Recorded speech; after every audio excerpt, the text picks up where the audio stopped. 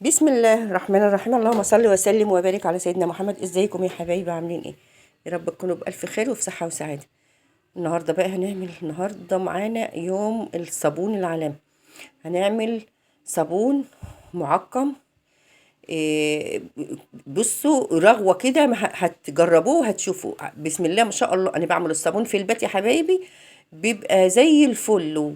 ومستعمليه في كل منظفات، اي حاجة بنضفها في البيت بتستعمليه في المواعين، في الاستانلس، في الكوبايات، في الحواض، حتى في في الغسالة ببشر منه واحدة كده في الغسالة مع مسحوق الغسيل اللي بنغسل بيه، بخلي الغسيل منور، وبخلي الألمونيا بتلمع كده وزي الفل. احنا نبدأ بقى ونجيب أول حاجة هنبدأ بيها قشر السفندي وقشر البرتقال اللي أنا كنت محوشاه. ببقى احوش كده شويه في كيس، وقشر ليمون ما برموهوش، ببقى اربط كده كل شويه في كيس وعينهم على قد ما باجي اعمل.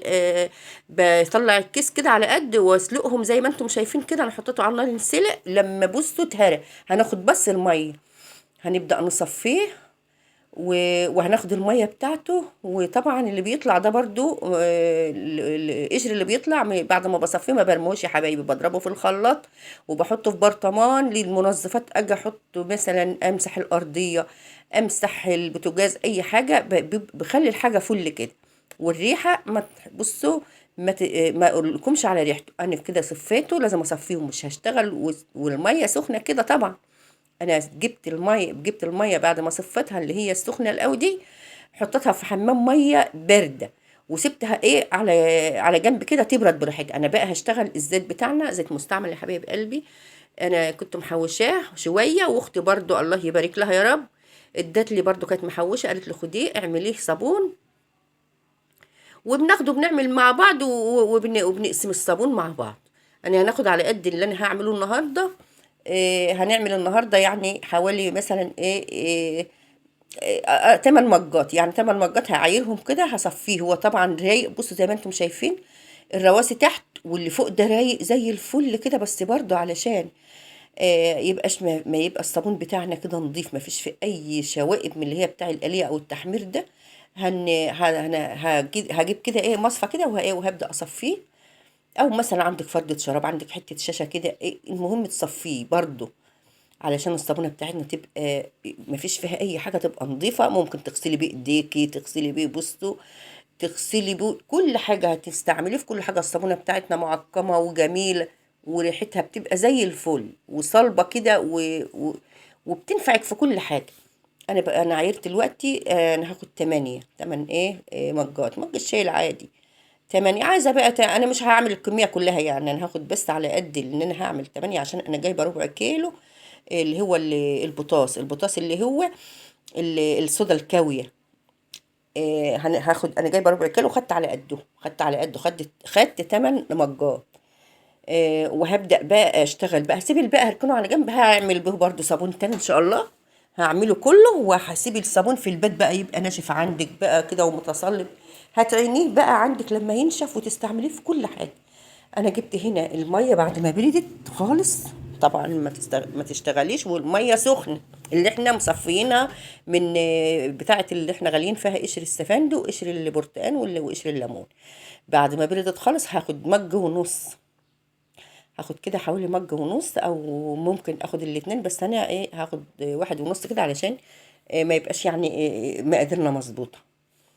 بصوا هبدأ بقى اجيب هنا كل كل مج زيت له معلقة مليانة كده هرمية، اللي هو البطاطس.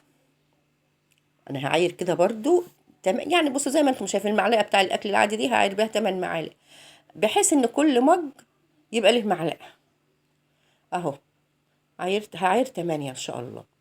هيبقى المقادير بتاعتنا مظبوطه، والصابونه بتاعتنا هتبقى كده تحفه، وهتتصلب معانا بسرعه وهتبقى زي الفل. يعني بصوا احنا بعمله، احنا دلوقتي حوالي مثلا الساعه 10 الصبح، ان شاء الله على اخر النهار، كده بعد مع المغرب كده هبدأ بقى اقطعه. وهو بيبقى يعني نص، يعني بيبقى طري برضو، بس بقطعه هو لسه طري كده، وبسيبه بقى اما ينشف بقى. لازم يتقطع وهو طري، بس بعد ما ايه ما ينشف معانا شويه، يعني انا هقطعه اخر النهار. انا هدوب البطاطس، ما يبقاش فيه اي رواسي ولا اي واحده كده، لازم كله يدوب في الميه. كل البطاطس بتاعنا او الصودا الكاويه، او اللي هو ال- الدبوشار اللي هو بتاع يعني في اصل فيه ناس يعني مش عارفه ايه يعني البوتاص، او يعني عارفه ايه هو الصودا الكاوية يا حبايبي.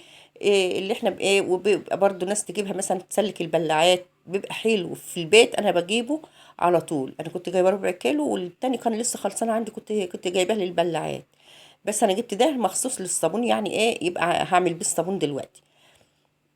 انا خلاص بعد بقى هو برضك لسه سخن، يعني ده انا بقى انا حطيته لان الصودا الكاويه بتبقى نار، بتبقى كده نار. قمت جايه حطاه في ميه تاني برضو ما يهدى، لان ما اقدرش اشتغل بيه وهو سخن، عشان الصابونه بتاعتنا تبقى ايه ريحتها حلوه، لان لما يكون سخن بدي ايه، بدي ريحه للصابون، إيه مش مستحبه يعني.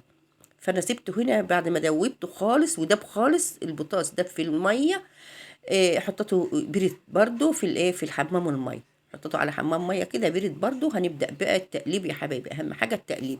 بقى انزلي بقى بالبطاطس على الزيت، والتقليب مستمر، التقليب ايدك والتقليب.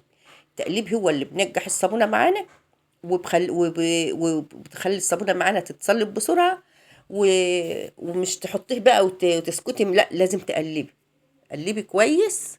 لما عند ما خلاص توصلي بقى للايه للقوام بتاع الصابون المظبوط. عايزه بقى هضيف اضافات بقى هتخلي الصابونه بتاعتنا برضو معقمه وزي الفل. تقدري بقى تبقى ناعمه على ايديكي، تبقى تغسلي بها كل حاجه تبقى عندك في البيت.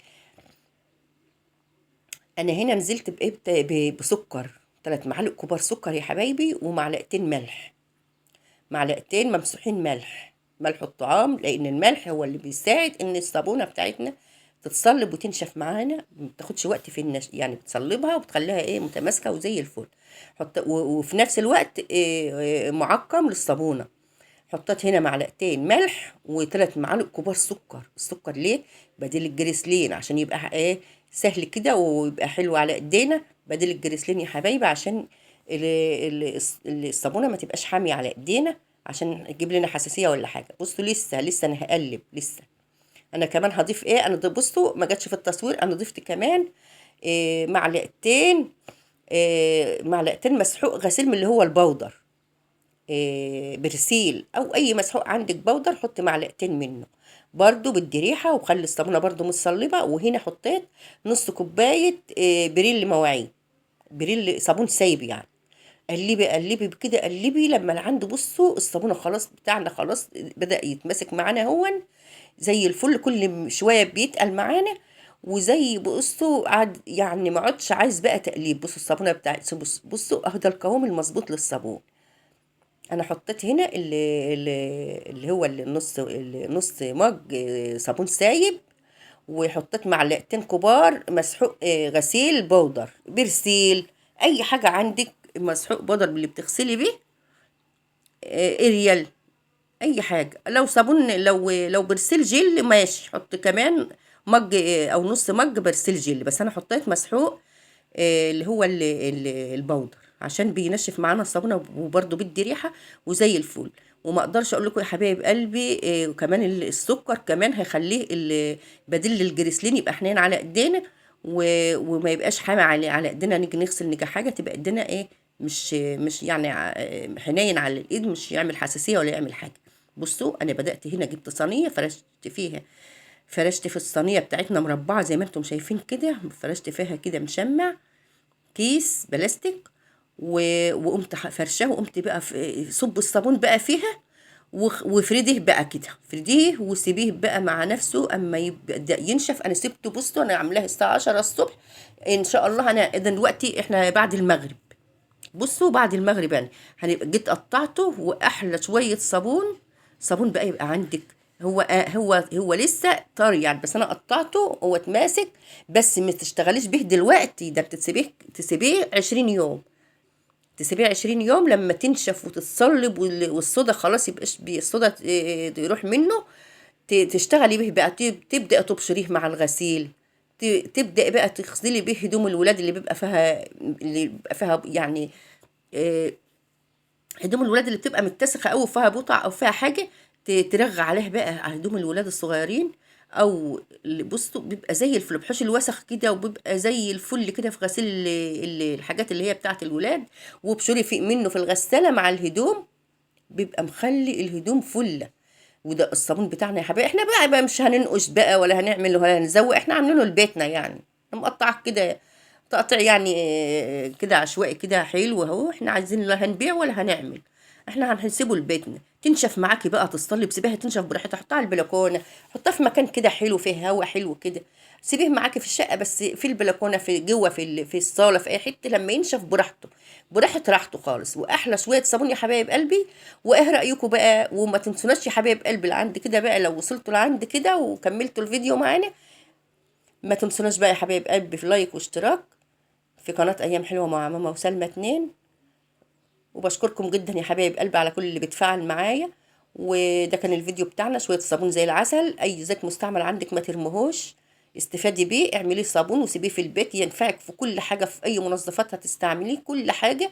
وبخليك المواعين بتبرق كده، الألمونيا، كل حاجة عندك بتبقى زي الفل. وده الصابون بتاعنا يا حبايب قلبي. وأشوف وشكم على خير في فيديو جديد إن شاء الله. شوية صابون زي العسل، جبت 30 قطعة. وده الفيديو بتاعنا، ومع